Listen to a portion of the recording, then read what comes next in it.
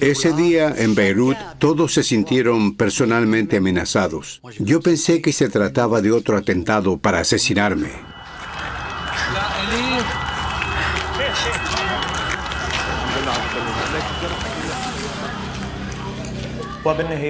Cuando salimos a la calle, parecía que estábamos en el infierno.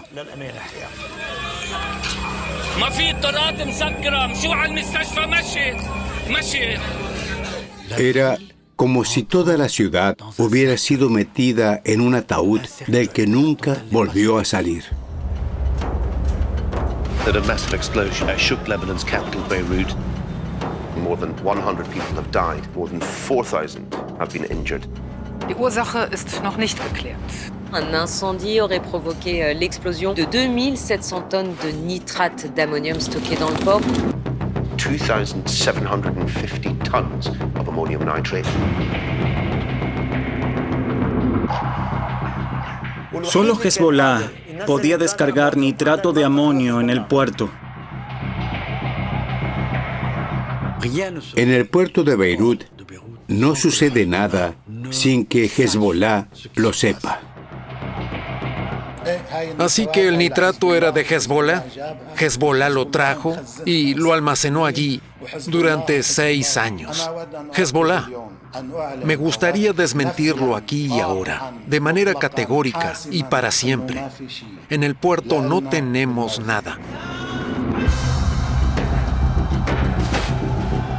Hezbollah es un partido político, un movimiento social y además un enorme ejército de milicias, más grande y mejor armado y entrenado que las Fuerzas Armadas libanesas. Es una organización terrorista internacional.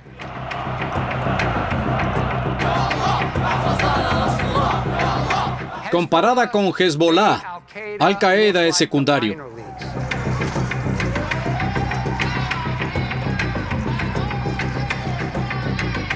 Durante el operativo Cassandra, descubrimos que Hezbollah opera como un cártel de la droga. La considerábamos una de las organizaciones criminales transnacionales más importantes con las que jamás habíamos tratado.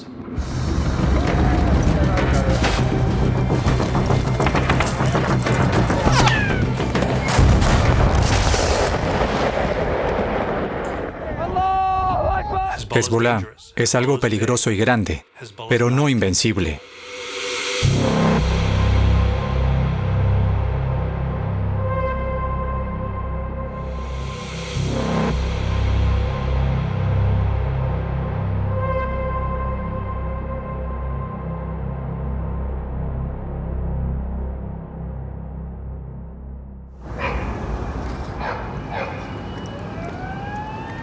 La sombra de Hezbollah se cierne sobre la explosión en el puerto de Beirut.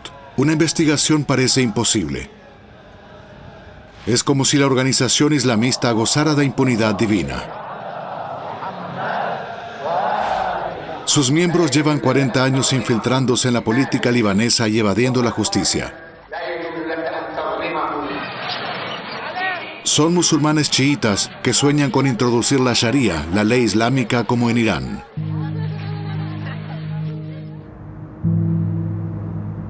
Sin embargo, a mediados de la década de 2000, agentes de la DEA, la agencia antidrogas estadounidense, intentaron en secreto acabar con Hezbollah.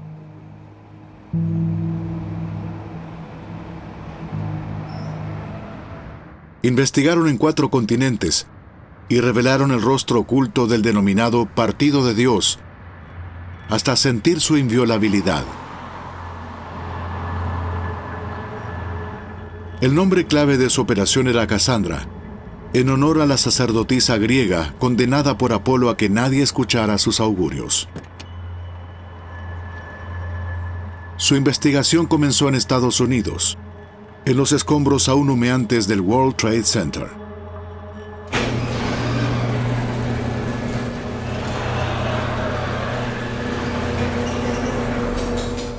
Soy un ex agente de la Administración Antidrogas de Estados Unidos, la DEA. Trabajé 28 años para la agencia. La DEA fue creada como la principal agencia estadounidense en la lucha contra el tráfico organizado de drogas.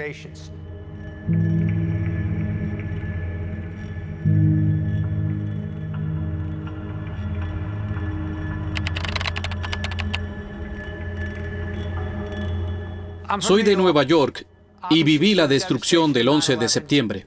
Mi hermano estuvo en la Fuerza Aérea de Estados Unidos y luchó en Afganistán. Murió cuando su helicóptero se estrelló durante la Operación Libertad Duradera.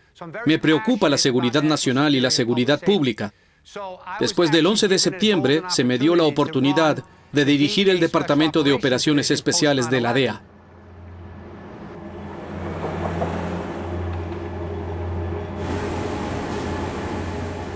Jack Kelly es investigador de la DEA. Lo reclutamos para nuestro departamento. Al principio trabajó en la sección de Latinoamérica, concentrada en Colombia. Se convirtió en jefe del equipo.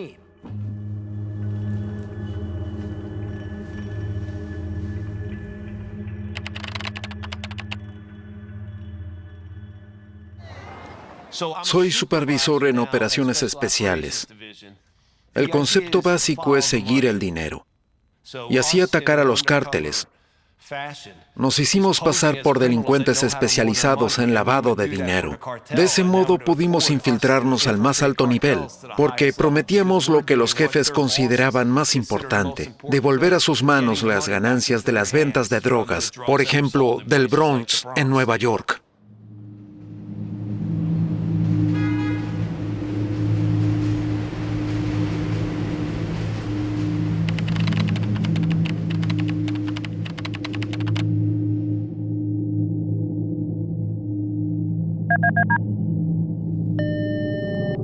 ¿Cómo estás? Bien, alhamdulillah. ¿Cómo va todo? ¿Cerraste la venta? ¿De la finca? Sí. Por supuesto, gracias a Dios. Excelente. Durante las escuchas telefónicas en Colombia, interceptamos muchas conversaciones en árabe. Eso para mí era nuevo. Como jefe del Departamento de Operaciones Especiales, no sabía ubicarlo. Solo con los años comprendí lo que estaba sucediendo. Hola. Hola. Tienes que hacerme un favor, es muy importante. Dime. Necesito que me prestes $20,000. Es para ellos. Te los devuelvo mañana en el Líbano. Está bien. Recibimos información de que Hezbollah está presente como organización en Latinoamérica y está involucrada en el tráfico de cocaína y el lavado de dinero asociado a esto.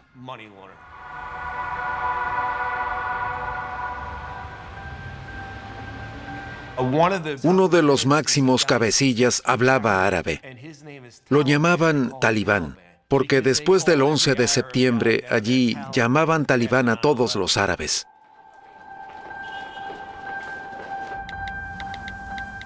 Investigamos en distintas bases de datos y descubrimos que su nombre era Chekri Harb. Chekri Harb era conocido por las autoridades estadounidenses.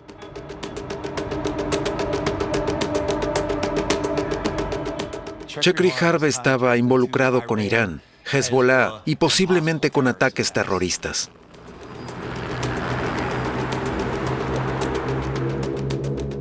Infiltramos agentes encubiertos. Uno de ellos era de ascendencia libanesa y hablaba árabe. Él debía encontrarse con Chekri Harb en Colombia.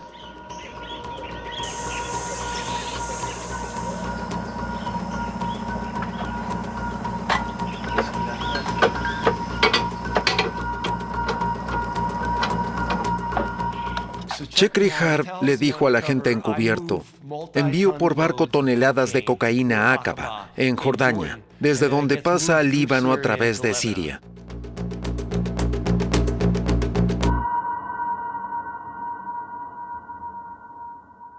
Nuestro hombre dijo: entonces debes tener buenos contactos con Hezbollah. Si transportas cocaína a través de Siria y el Líbano. Chekri Harb sonrió y asintió. Sí, colaboro con Hezbollah.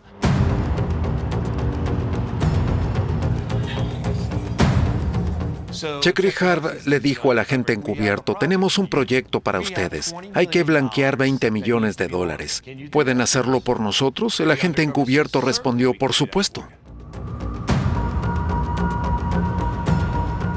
Nuestro agente interpretó al criminal de manera tan convincente que le pidieron que aceptara $20 millones y eso hizo. Eso era mucho dinero. No conozco muchos investigadores que hayan recibido $20 millones de delincuentes.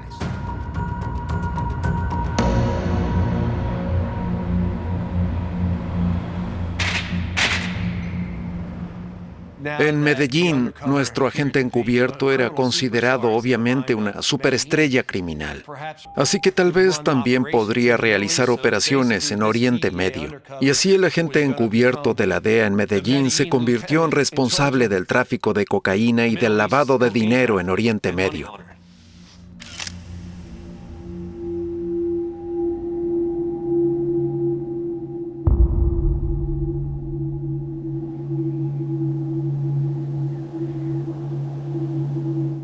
Habíamos descubierto una conexión increíble entre el tráfico de cocaína que operaba desde Colombia, particularmente en Medellín, y una organización terrorista islámica que había matado a más estadounidenses que cualquiera antes del 11 de septiembre.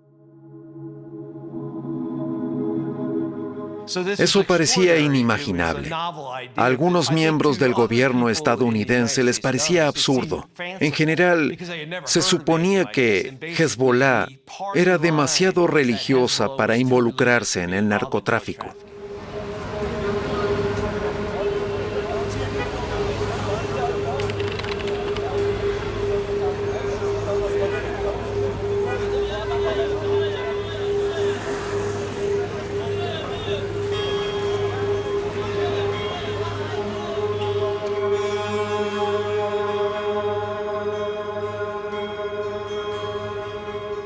¿Qué van contando los estadounidenses por ahí?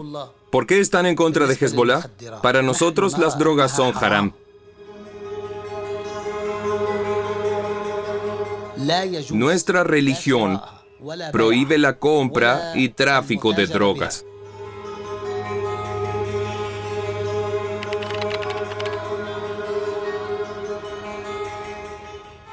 ¿Cómo podemos traficar con drogas si está prohibido para nosotros? Eso es mentira. Les contaré un secreto. Hace 30 años decidimos no participar en ningún comercio, grande o pequeño, ni siquiera como socios de otros. Porque en cualquier negocio siempre hay problemas de corrupción y hay que hacer concesiones.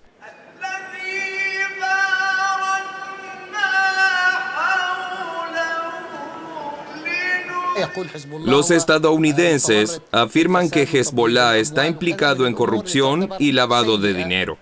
Solo pretenden manchar nuestra reputación y convencer a su población de que están del lado del bien y que luchan contra terroristas y la corrupción. Todas estas armas, rifles y puños, y la sangre de los mártires, dejan claro al mundo entero que después de décadas, la desesperación ha llegado a su fin.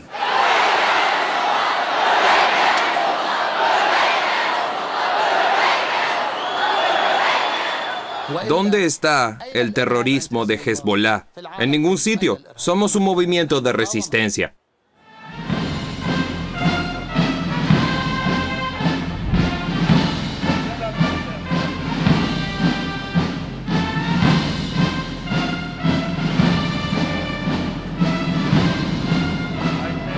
No nos quieren porque oponemos resistencia.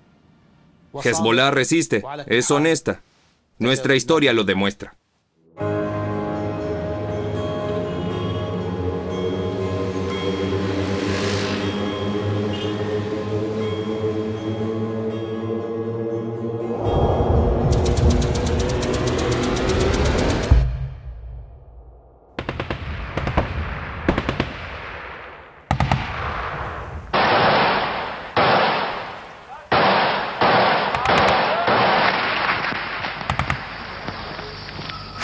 Les combats de Beyrouth ont pris une tournure plus violente, presque aveugle, car on ne sait plus exactement qui se bat contre qui. Les affrontements restent localisés au quartier. En su investigación sobre Hezbollah, los agentes de la DEA se sumergen en la sangrienta y caótica historia del Líbano, cuna del Partido de Dios.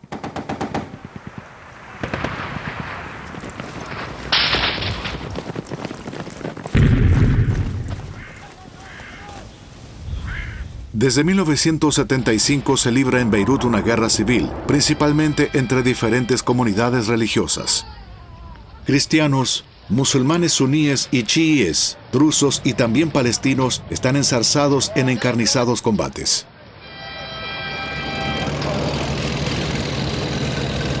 En junio de 1982 entra en la guerra Israel. Invade el Líbano para atacar a los palestinos.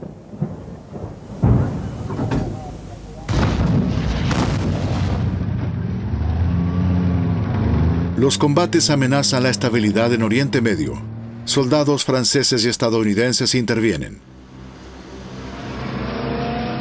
Son el objetivo de una organización entonces desconocida que ha prometido expulsar del Líbano a las potencias extranjeras.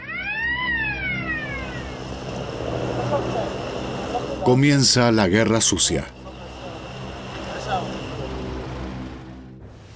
Cuando surgió Hezbollah en 1982, yo fui uno de los creadores. Nos oponíamos a la presencia de potencias occidentales en el Líbano. Queríamos que abandonaran el país, recuperar la soberanía del Líbano. Allahu Akbar. بحول الله وقوته يا Beyrouth, à nouveau, ce soir endeuillée par un terrible attentat, mais cette fois, ce sont les Américains qui étaient visés, en leur propre ambassade. Aux dernières nouvelles, on parlait d'une quarantaine de morts. De pronto vi derrumbarse un edificio. Era la embajada de Estados Unidos. El primer gran choque entre Hezbollah y los estadounidenses.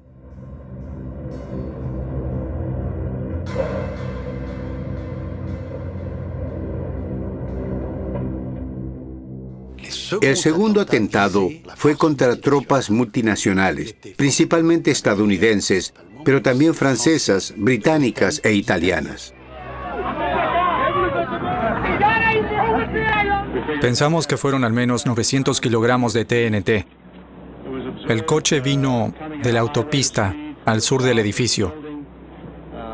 Atravesó el portón del puesto de guardia y detonó en el vestíbulo.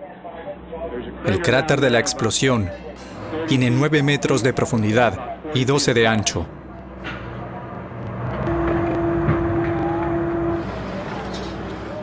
Fue el primer ataque suicida en el Líbano. No había sucedido antes nada parecido, ni en nuestra región, ni en ningún otro lugar del país. Hezbollah trajo este método terrorista a suelo libanés. بناء للأوامر الصادرة من قائد القوات المسلحة في حزب الله نمضي نفجر أجسادنا نزلزل الأرض تحت أقدام أعدائنا أمريكا وإسرائيل لبيك يا حزب الله لبيك يا حزب الله. Sin duda, los mártires son el mayor secreto de nuestro éxito. Porque en cada combate, tu oponente intenta matarte, quitarte la vida.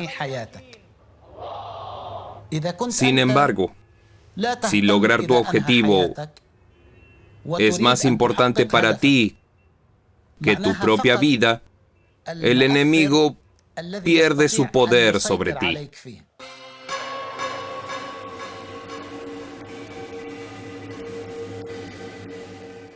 El mensaje detrás de un ataque suicida es: no nos detendrán. Somos más inteligentes que ustedes. Ustedes son una gran burocracia y podemos vencerlos.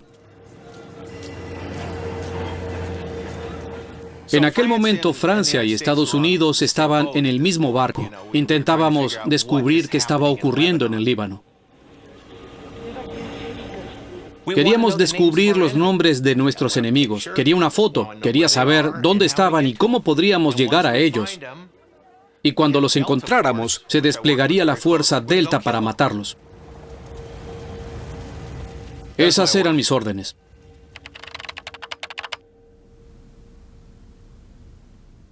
La guerra le da a un agente secreto una verdadera descarga de adrenalina. En 1982-1983 estaba en la frontera con el Líbano. La situación bélica era fascinante.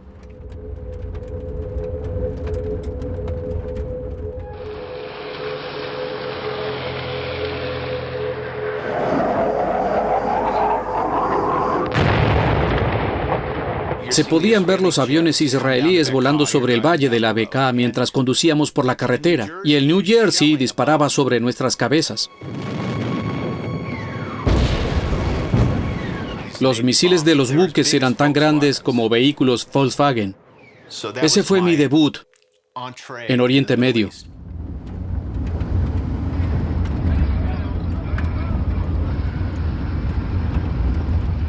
El nombre Hezbollah no existía aún en 1982. Se trataba de una coalición de diferentes grupos chiítas que formaron un movimiento unificado de resistencia.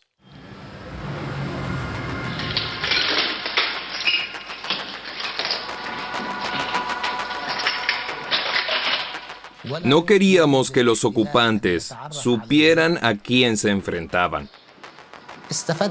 Aprovechamos la oportunidad para organizarnos. Después, llevamos a cabo nuestras operaciones en nombre de Resistencia Islámica.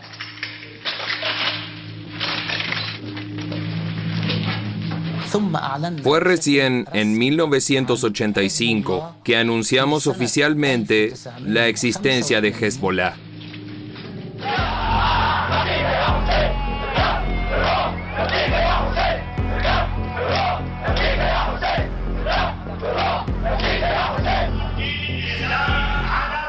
Los chiitas libaneses están decididos a ponerle fin a 1300 años de humillación. Como resultado de la revolución iraní, extremistas musulmanes libaneses crearon un nuevo partido político, Hezbollah, el Partido de Dios. Las intenciones de estos fanáticos son claras. Somos los soldados de Alá y no tememos a la muerte. Queremos una república islámica. Convertiremos al Líbano en un nuevo Vietnam.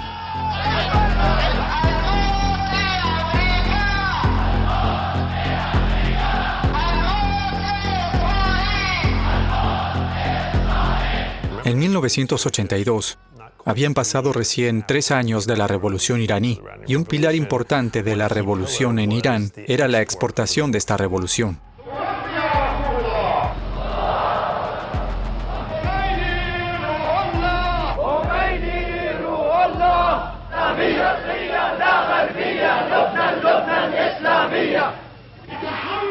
Los iraníes vinieron al Líbano y dijeron: les ayudaremos si se ayudan a ustedes mismos y forman una milicia. Saben usar armas y hacer estallar cosas. Les daremos el dinero, pero no interferiremos. Ustedes saben cómo hacerlo, háganlo.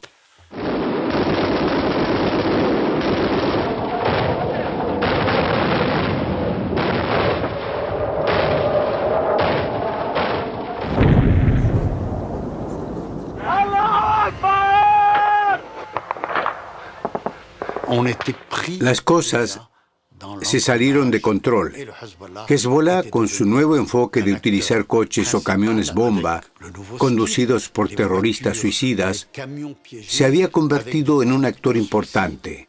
Posteriormente, pasamos a la siguiente fase, la toma de rehenes.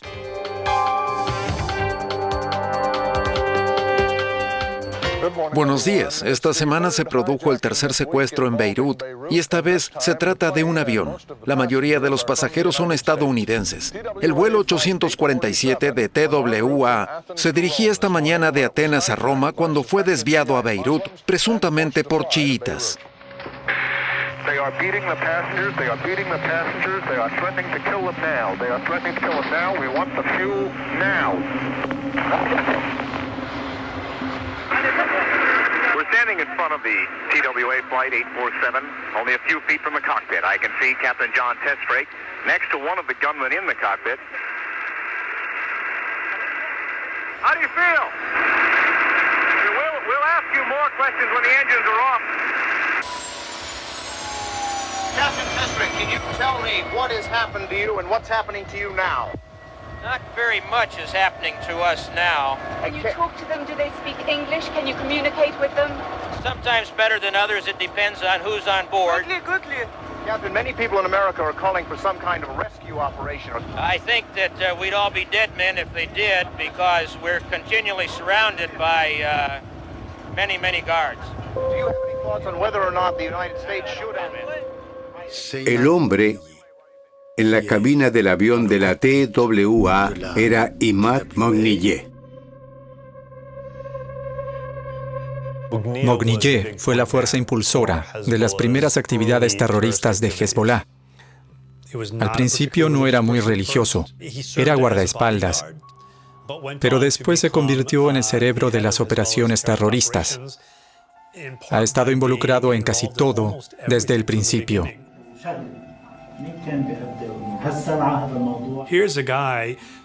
Estuvo durante años en la lista de objetivos del Mossad y la CIA.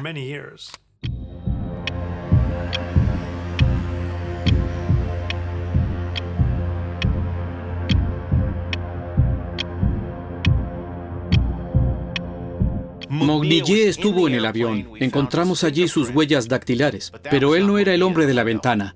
Nunca habría mostrado su rostro al público. Nunca. Tampoco se mostró a los rehenes, porque sabía que algún día serían liberados y él podría ser reconocido. Era un fantasma y supo seguir siéndolo. Yo planeé su asesinato. Su grupo operaba en secreto. No sabíamos nada de ellos. Era un pequeño grupo, pero llevaron a cabo importantes ataques.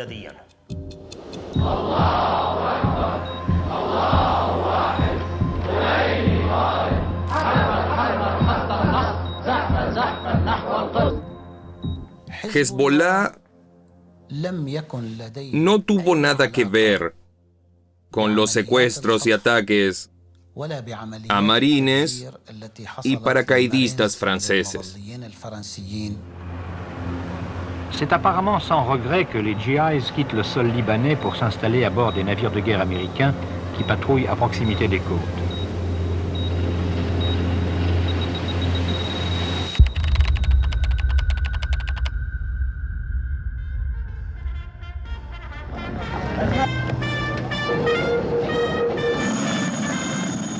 Los iraníes lideraron la fuerza asimétrica más efectiva de la historia moderna, quizás de toda la historia.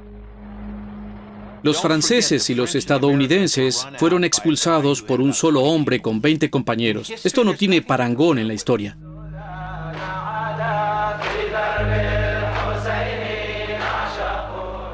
Imad Moghniyeh y Hezbollah ganaron. Los estadounidenses y franceses abandonan el Líbano, humillados y marcados por los constantes atentados suicidas y la toma de rehenes. Sin embargo, la guerra sucia de los 80 deja su huella. Desde entonces, Washington ha clasificado a Hezbollah como organización terrorista e Imad Moghniyeh se ha convertido en un objetivo. Cuando 20 años después, la DEA inicia la Operación Cassandra, quieren vengar las muertes de Beirut y eliminar a su viejo enemigo, Imad Moghniyeh.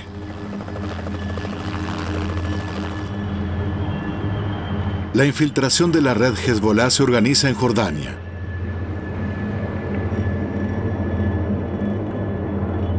Sin embargo, los agentes de la CIA no están nada contentos de ver a estos vaqueros en su terreno.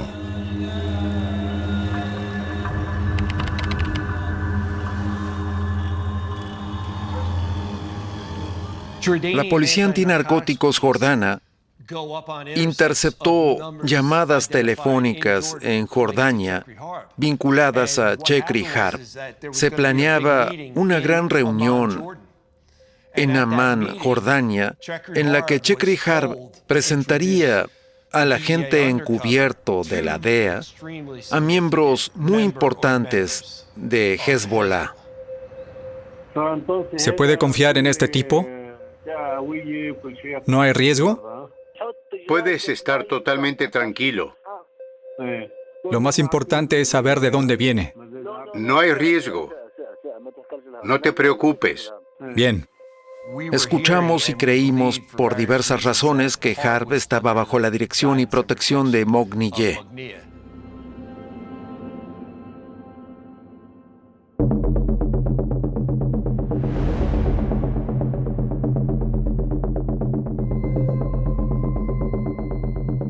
Ahora estábamos contrarreloj, ya que los agentes encubiertos obviamente no pueden transportar cocaína para Hezbollah o lavar dinero para ellos. Nos dimos cuenta de que las pruebas que reuniríamos en este encuentro en Amán eran nuestra última oportunidad.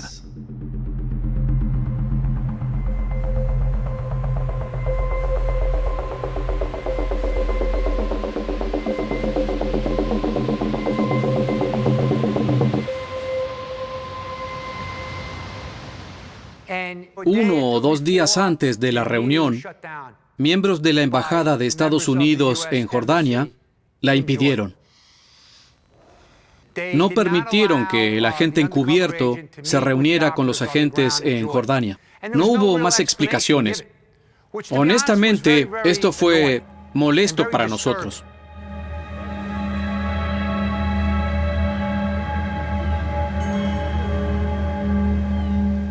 Había gente en la comunidad de inteligencia que investigaba a Hezbollah desde hacía 30 años. Miraban a la DEA por encima del hombro. ¿Qué sabrán eso sobre Hezbollah?, decían. Veían a la DEA como si fuera una mosca en la sopa.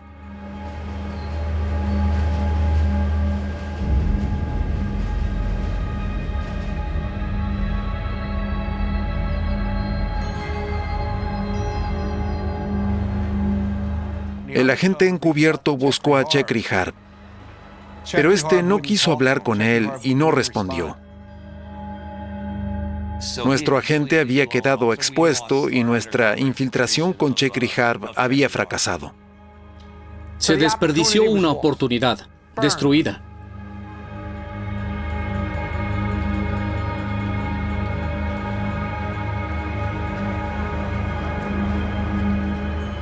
No solo se desperdició esa oportunidad, sino que la vida de nuestro agente encubierto corría gran peligro. Como director de la División de Operaciones Especiales, eso me enfureció.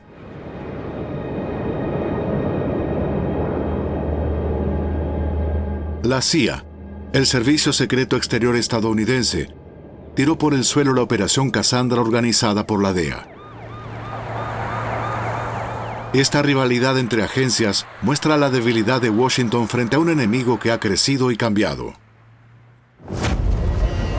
A principios de la década de 2000, Hezbollah ya no es un grupo terrorista. Se presenta como un partido político respetable, con representantes en el Parlamento libanés, quienes defienden los intereses de los chiitas socialmente excluidos durante mucho tiempo.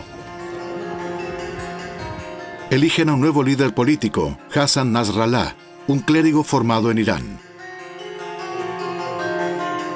Siempre en segundo plano, el líder militar, Imad Mogniye, continúa librando la guerra contra Israel, a la que llama resistencia. A diferencia de las potencias occidentales que abandonaron el país, el ejército israelí seguía ocupando el sur del Líbano.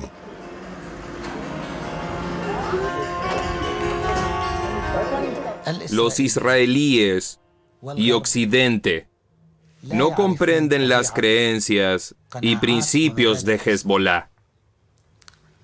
Hezbollah se basa en la fe en el Islam.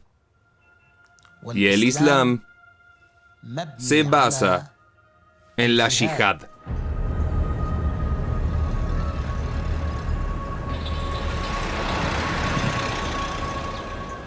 Saben que Hezbollah es más fuerte que nunca a pesar de las acusaciones de terrorismo de algunos países.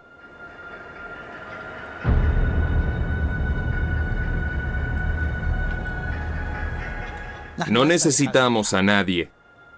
Solo queremos recuperar y liberar nuestro país.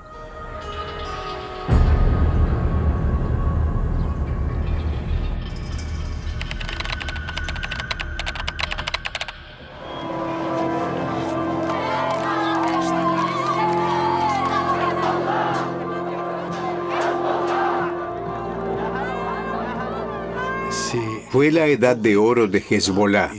Durante bastante tiempo se ganó los corazones y las mentes de la población árabe.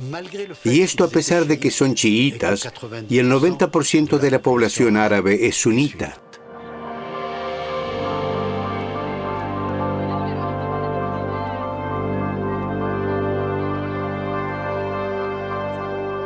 Independientemente de qué lado estés, Hezbollah es como Robin Hood.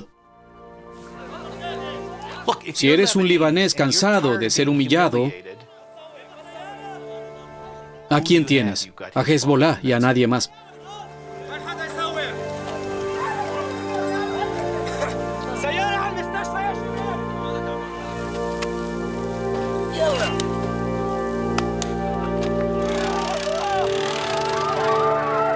Ya fueran jóvenes o mayores, todos estaban de pie. En algunos lugares, Hezbollah tuvo que decir, «Hey, más despacio, esperen hasta que los israelíes se hayan ido».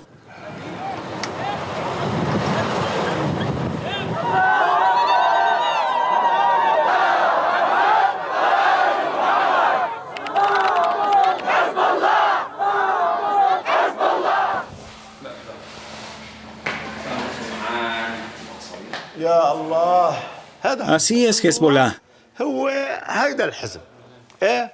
Nunca te abandona. Si sufres heridas, se ocupa automáticamente de ti y también de tu familia. Ellos se ocupan de todo.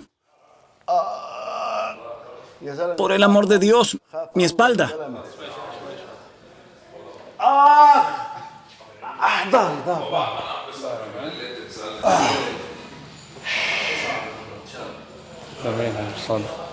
Vuelva a recostarse.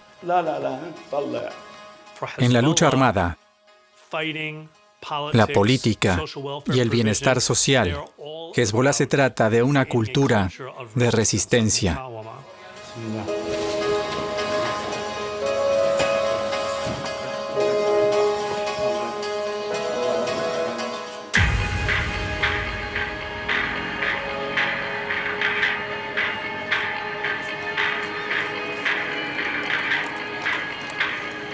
Hoy somos un verdadero poder popular, compuesto por mujeres y niños, hombres y ancianos.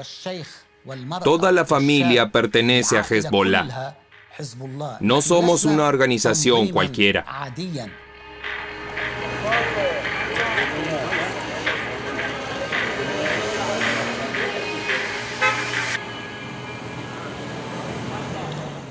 Zahid Hassan Nasrallah es tanto un líder militar como un líder político. No hay diferencia entre los dos. Hassan Nasrallah es un hombre impresionante y temible. Es un excelente orador.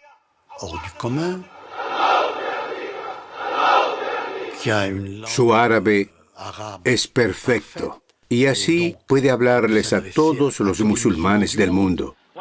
No tenemos otra alternativa que realizar nuestro proyecto porque somos seguidores de una doctrina religiosa. Nuestro proyecto es la creación de un Estado islámico con un gobierno islámico.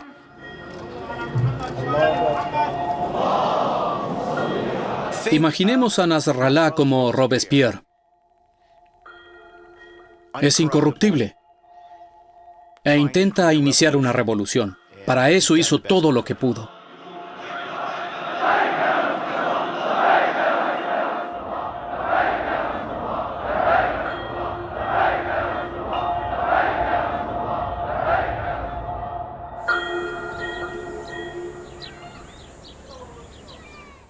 Conocí personalmente a Su Excelencia Sayyid Hassan Nasrallah en una reunión antes del año 2000. Le puse la mano en el hombro y alguien nos tomó una fotografía.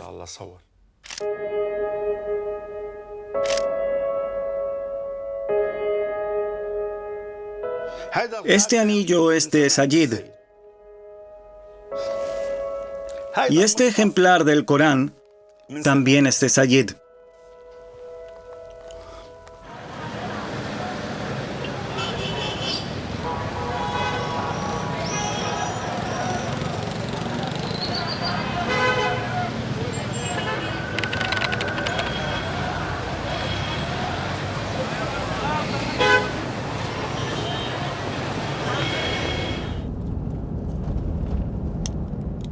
Durante los días de gloria de Hezbollah, íbamos una y otra vez a casa de Nasrallah.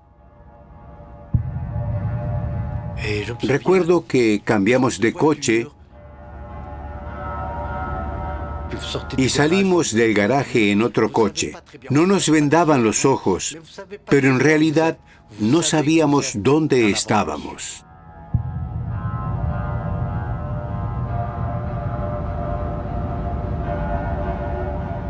Sabíamos que nos encontrábamos en algún lugar de uno de los suburbios del sur.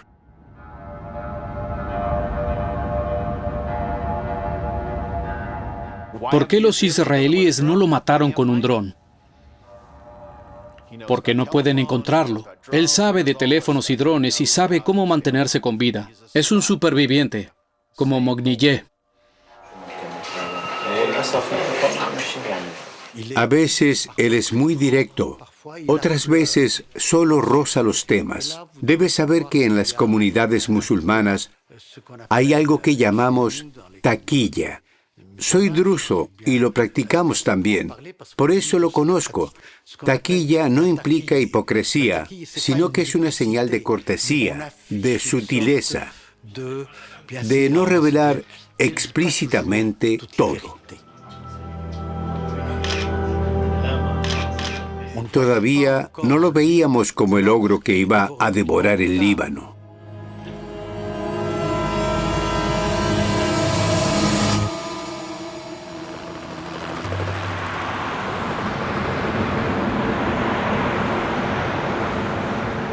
A principios de la década de 2000, en Occidente aún nadie se daba cuenta de que Hezbollah estaba ampliando su influencia en el Líbano. En ese momento, la comunidad internacional se concentraba en Irak. Estados Unidos acababa de invadir el país y enfrentaba una feroz resistencia de las milicias locales. Muchos de ellos eran chiitas y financiados por Irán. Lo que Estados Unidos no sabía en ese momento es que los combatientes libaneses de Hezbollah estaban apoyando a sus hermanos iraquíes, en nombre de la solidaridad chiita y la lucha contra el enemigo común.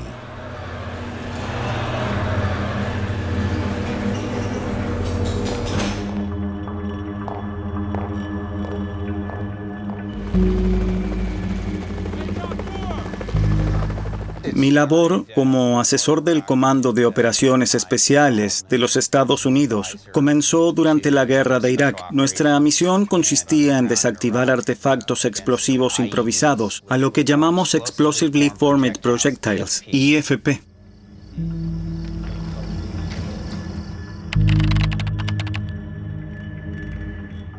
Estas armas eran extremadamente explosivas debido a su diseño.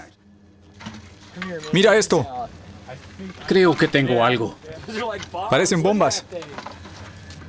Un tubo muy pequeño, con una placa de cobre que podría provocar una gran explosión y reventar un tanque Abrams, algo que nadie había conseguido antes con explosivos convencionales.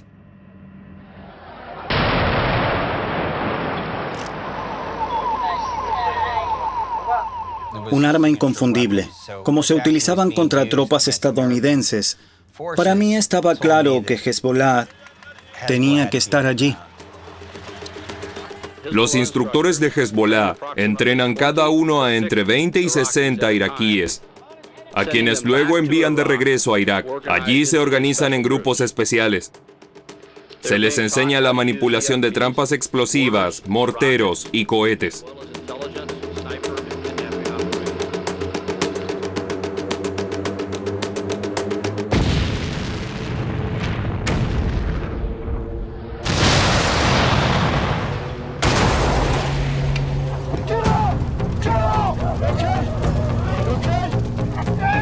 Los proyectiles explosivos utilizados contra las fuerzas estadounidenses en Irak fueron desarrollados por Hezbollah.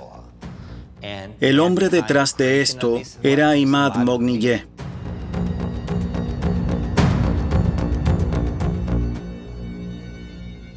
Escuché sobre el hombre, al que solo llaman el hombre del presidente, porque trabaja directamente para el presidente Bush y la Casa Blanca. Me centré en los flujos financieros. Para mí estaba claro que gran parte del dinero para esas armas en Irak procedía de instituciones financieras del Líbano.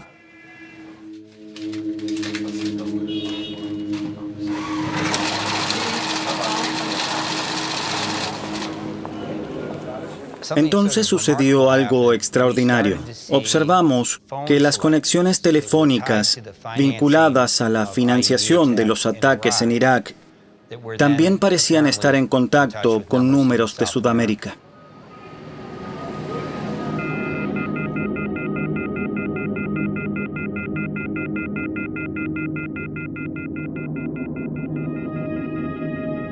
Me pregunté, ¿por qué llamaban a Colombia? ¿Qué significaba eso? Era extraño, pero se repetía.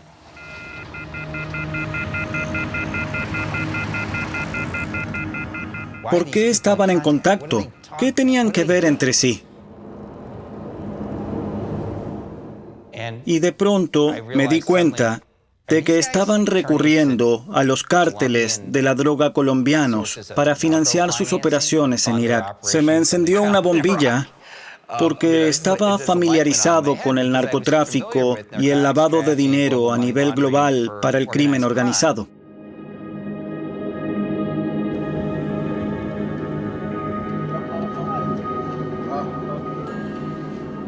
El dinero de las drogas se canalizaba indirectamente hacia la guerra en Irak.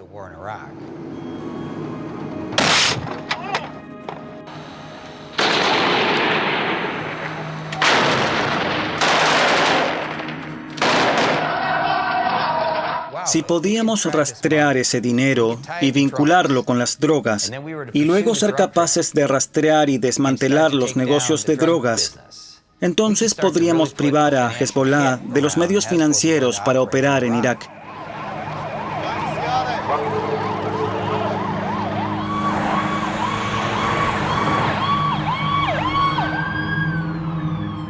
Mi orden fue abordar esa situación difusa y descubrir la conexión con el líder de Hezbollah, en este caso, Imad Moghniyeh. Mi objetivo era Imad Moghniyeh. Hezbollah estaba generando miles de billones de dólares en todo el mundo. Teníamos que intervenir.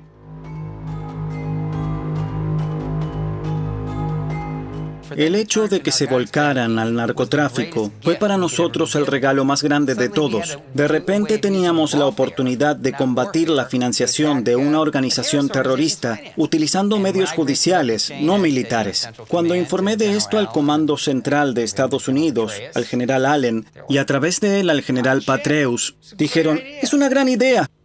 No podría ser mejor, porque no podemos luchar contra estos tipos.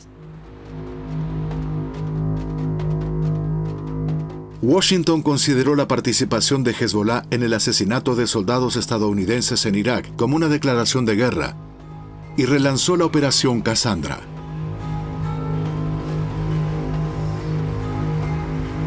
La DEA tenía vía libre para combatir al Partido de Dios en nombre de la seguridad nacional. Quería llegar a su dinero y sus redes. Quería detener sus flujos financieros y apunté a sus bancos. Ellos mismos se habían convertido en criminales. Teníamos que mostrárselo al mundo y a su propia gente.